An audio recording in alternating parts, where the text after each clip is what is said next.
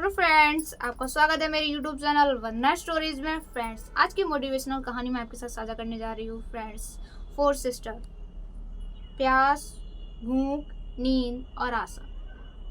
चारों बहनें आपस में इसी बात को लेकर झगड़ा किया करती थी कि मैं बड़ी हूँ, मैं बड़ी हूँ, मैं बड़ी हूँ। भूख बोलती मैं बड़ी हूँ, प्यास बोलती मैं बड़ी हूँ, नींद बोलती मैं बड़ी हूँ और आशा बोलती नहीं नहीं मैं बड़ी हूँ। चारों का यही झगड़ा। तो चारों ने किया कि अब इस चीज का निर्णय कौन लेगा कि हम में से कौन बड़ा है। तो चारों ने डिसाइड किया कि हम चलिए अपने राजा के पास चलते हैं। चारों बहनें राजा के पास पहुंची और बोलने लगी कि भूख बोली राजन, मैं इन तीनों से बड़ी हूँ। प्यास बोली नहीं नहीं राजन, मैं बड़ी हूँ इन तीनों से। नींद बोली नहीं राजन, मैं बड़ी हूँ इन तीनों से। और लास्ट में आशा बोलती है नहीं राजन, मैं इन तीनों से बड़ी हूँ। अब चारों बहनों का एक ही था कि मैं बड़ी हूँ, मैं बड़ी हूँ। राजा ने कहा ठीक है, मैं इस चीज़ का निर्णय करूँगा। तो जो भूख थी उससे राजन ने पूछा कि तुम कैसे बड़ी हो। तो भूख ने बोला हे राजन, आप तो जानते ही हैं हर एक इंसान भूख के बिना नहीं रह सकता। जब उसे भूख लगती है तो वह अच्छे अच्छे वो पकवान बनाता है और भोजन करता है, अपनी भूख को मिटाता है, इसलिए मैं बड़ी हूँ। राजन ने बोला कि ठीक है, पूरे नगर में सैनिकों से कहलवा दिया कि कोई भी आज खाना एक दिन के लिए नहीं खाएगा। देखते हैं जब भूख को भूख लगेगी तो वह क्या करेगी। राज्य में राजा का आदेश था, किसी ने भी कुछ भी नहीं बनाया, जो भी रखा था वही खाना था। अब जो भूख थी उसे भूख लगी, अब क्या करे, कहीं भी कोई पकवान कोई भोजन खाने के लिए ही नहीं है। तो अब थक हार के, क्योंकि भूख को बहुत तेजी से भूख लगी हुई थी, तो उसने जो बासी रखा हुआ खाना था वह खाया। यह सब प्यास ने देख लिया और प्यास राजा के पास पहुंची और बोली हे राजन, भूख हार गई, वह रखा हुआ भोजन बासी भोजन कर रही है। राजन, मैं बड़ी हूँ। तो राजा कहता है कैसे, तुम कैसे बड़ी हो। तो प्यास कहती है हे राजन, मैं बड़ी हूँ क्योंकि हे राजन, आप जानते हैं हर किसी को प्यास लगती है और प्यास लगने पर वह कुएं की तलाश करते हैं, पानी की तलाश करते हैं और प्यास लगने पर पानी से अपनी प्यास बुझाते हैं। तो राजा ने कहा पूरे नगर में सैनिक से कहलवा दिया कि कोई भी कुएं से पानी नहीं लेगा, जो भी पानी रखा हुआ है वही पिएगा और कोई नल या कोई भी कुआं नहीं खुदवाएगा, कोई भी प्यास के लिए पानी भरने नहीं आएगा।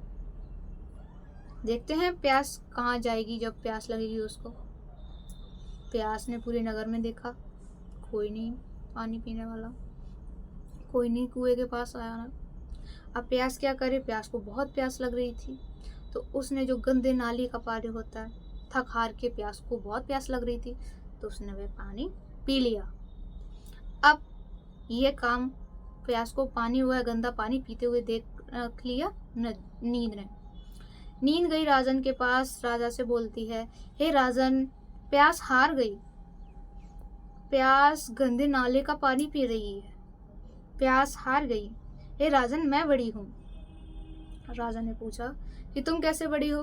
तो वो बोली नींद कि हे राजन, आपको तो पता है जब मानव थक हार जाता है तो वह उसे नींद आती है तो वह अपने लिए सेज सजाता है, बिस्तर सजा करता है और उस पर सोता है। जब मैं आती हूँ तो वह मेरे लिए बिस्तर सजाता है, सेज सजाता है। तो जो राजा थे उन्होंने फिर सैनिक से बोला कि जाओ पूरे राज्य में कहो कि आज रात कोई भी नहीं सोएगा। देखते हैं नींद को जब नींद आती है तो वह कहाँ सोती है। राजा का आदेश था, राज्य में कोई नहीं सोया, किसी ने बिस्तर नहीं किया।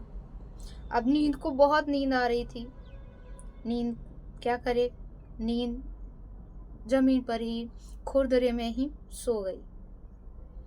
यह नींद को ऐसे खुरदरे पे जमीन पर सोते हुए देखा आशा ने। आशा गई, राजा महाराज जो आशा है वह उसे बिस्तर नहीं मिला, वह हार गई है, वह जमीन पर फर्श पर लेटी हुई है खुरदरे में। राजन, मैं बड़ी हूँ उन तीनों से।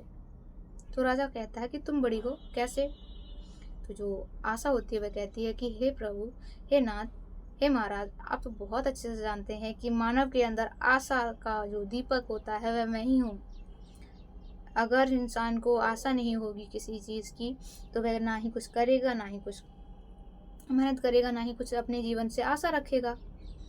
तो जो महाराज थे, उन्होंने पूरे नगर में कहलवा दिया कि कोई भी किसी भी तरह की कोई मेहनत नहीं करेगा, कोई भी काम नहीं करेगा, सब अपने-अपने घरों में रहेंगे, कोई मज़दूरी मेहनत नहीं करेगा, कोई जो नौकरी के लिए नहीं जाएगा, कोई भी अपने घर से बाहर नहीं निकलेगा, किसी की तरीके से कोई भी आशा कोई भी नहीं करेगा। राजा का आदेश था, किसी ने कोई काम नहीं किया, किसी ने कोई भी आस नहीं रखी अपने जीवन से, सब अपने-अपने घरों में बंद। आशा निकली, पूरे नगर में सन्नाटा। अब शाम हो गई थी, आशा ने देखा कि एक घर में दीपक प्रज्वलित था, और उस घर में जाकर देखा तो वहाँ पर कुमार जो था वह कार्य कर रहा था, अपने काम कर रहा था।